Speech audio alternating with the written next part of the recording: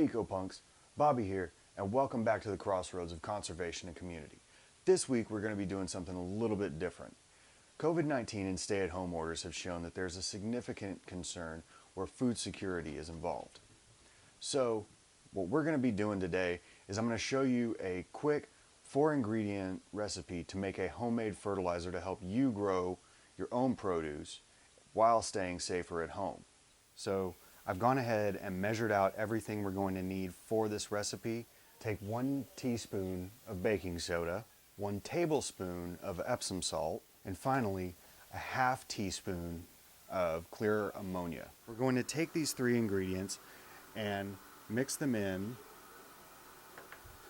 to our water.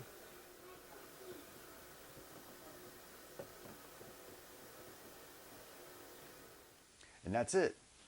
Now you have about 1 gallon of concentrate to work with. So what you're going to want to do is once a month take 1/8 to 1/4 cup, mix it with 4 cups of water, and spread over your plants. Thank you for joining us here at the Crossroads of Conservation and Community. Please stay safe, and we'll see you next time.